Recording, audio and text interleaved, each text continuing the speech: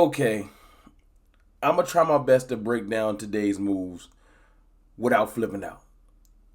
I'm going to try.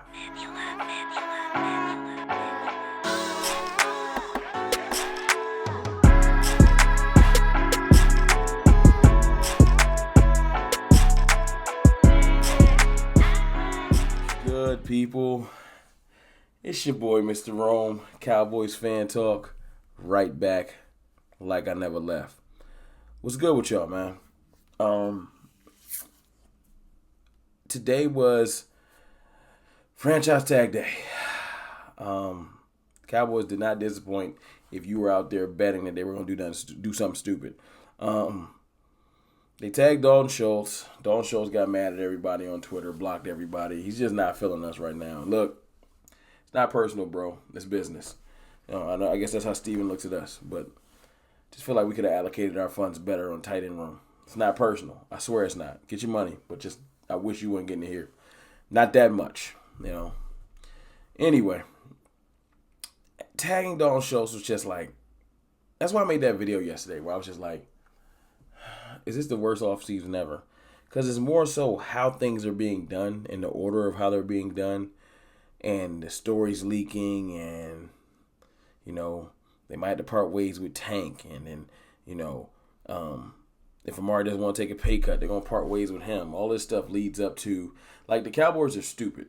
I'm sure they have someone, if it's not Stephen Jones directly texting reporters, there's someone that's leaking this information. It ain't just coming out of thin air. So if you're purposely putting the information out there, don't get mad when your fan base gets mad because you franchise tag a tight end. You can't have it both ways. You want to denigrate good players that we do have and say we don't quite need them and say take a pay cut or go. And then take a player that we look at as a fan base, majority of the fan base, at least 75 to 80% look at as a good player, but not a great player. And it looks like you're prioritizing him because perception is reality for anybody that doesn't get that. We got some reporters out here talking wild to the fans saying you don't understand how these things work and you're condescending and you're trying to make people sound like they're stupid and you don't understand that perception is reality. The perception that the Cowboys are putting out there is that they are prioritizing the cheapest available route for the team's future and not focusing on presently winning. And that's what's frustrating us. If you didn't get it, I don't know if it don't, get into your mind because you work directly with some of the people that we're frustrated with. But at the end of the day, we want to win and we want to win now because it's been a while. It's just, that's the facts. Kyle Brandt from Good Morning Football had the wild, concise, specific rant today about why people care about the Cowboys so much and is it outdated, is it old, should we stop doing it? I challenge y'all to go find that clip because he was on point. But anyway, back to my point. We just want the Cowboys to look like they care. See, our GM, owner, can't be fired. He can't make a bad enough mistake that where Jerry would say, you can't be the GM no more. So he does stuff like make sure that we're fiscally responsible and we're staying compliant with what our financial needs are for the next 6 to 7 years. He's worrying about 2026, 2027. He does not care about 2022 right now. It ain't that deep. I'll put a decent team on the field, roll the dice, hope that we get hot. If we don't, I'll smile in your face and say, we'll try again hard next year. That's what we dealing with. So when I made the video yesterday, it's just it's the frustration. I feel like I pride my channel on that, just trying to be a good representation of what a Cowboys fan feels like. I know I don't speak for you guys. I just hope that I am speaking for a decent amount of you guys as far as your feelings. I hope that our feelings align. And if they don't, respect to you. But I'm just frustrated just like y'all. I'm blessed enough to have this platform because y'all come and support me every day. And I appreciate y'all because y'all don't have to. But y'all do.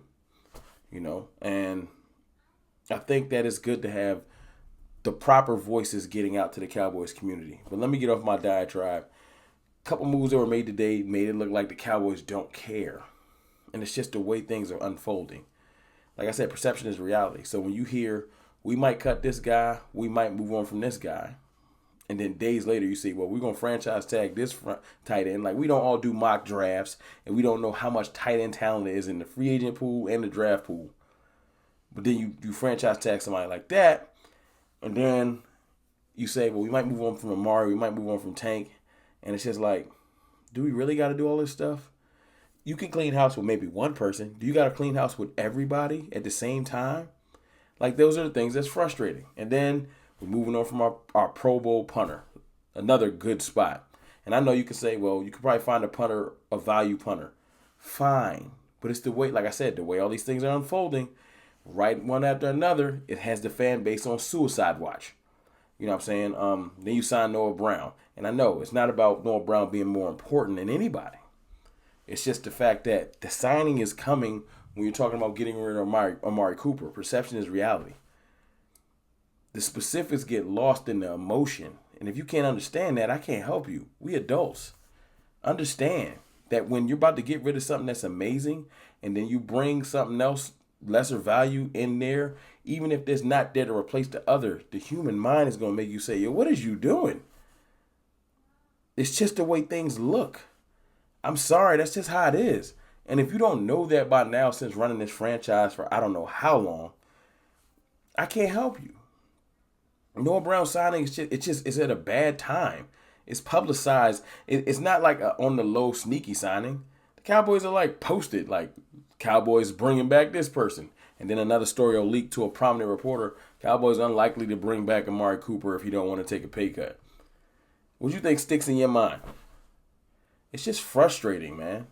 It's super, super frustrating. You know? But there's good news on the horizon. Good news on the horizon.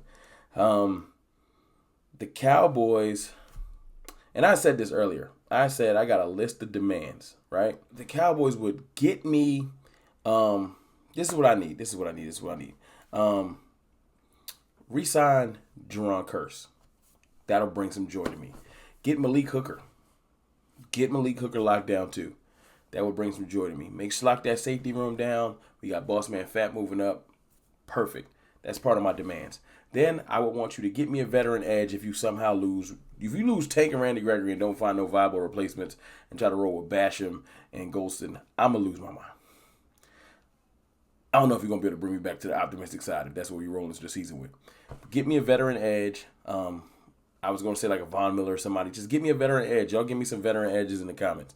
Or just do the smart thing and re-sign Randy Gregory. So at least we have one. Then I also said, get me a veteran linebacker because Anthony Hitchens, is he better than LVE? He just might be. I think Anthony Hitchens would not be a bad addition. Maybe I should do a whole video on Anthony Hitchens. Let me do a little research on the seasons and we could talk about that further. But I was going to say, bring me a veteran linebacker because Micah Parsons, I got nothing but faith in Drew Cox. That's still 3 linebackers if you let go of LVE. And then you probably got Gifford. That's 4. You need at least one more. You need at least 5 linebackers on the team. At least to account for injury. You can't just roll out there. It's linebacker. It's like running back. People get hurt. Knock on wood. I don't need nobody else getting hurt. But I would take Hitchens, man. Great veteran leadership. 29. I know he slowed down a little bit, but he can stop the run. Then I said in the draft, man, first 3 rounds, man, give me an edge. Get me a lineman, get me a receiver, you know? And I'll be happy. Oh, and get me a tight end in this draft. Don't have to be the first 3 rounds, but get me a tight end. And I'll be happy. I'll come back to the optimistic side. Those are my demands. But I really, really, really, really don't dislike the Anthony Hitchens thing. I don't. I think that might be good. I really do. And it's not necessarily that you don't draft a Troy Anderson or somebody like that, Chad Muma or somebody like that. It's just Channing Tindale. It's just we need a veteran presence at linebacker, and I think that somebody like Hitchens could be dope. It would be the direct replacement for LVE. You know? Y'all let me know what y'all think in the comments, man. Today has been very stressful and frustrating, and I got through this video without losing it. So be proud of me. You know? But hopefully more happy news comes. They said they're working on a contract for Kearse, so I'm hoping that goes through. because we need some positive news in Cowboys Nation. You know what I'm saying? I know it's a forever fight against the front office, and it is what it is. It's what we want to deal with. But look, man, y'all let me know how y'all feeling about the team, how y'all feeling about some of these moves, or any potential moves y'all want to do going forward, man. It's your boy, Mr. Ron. I holla.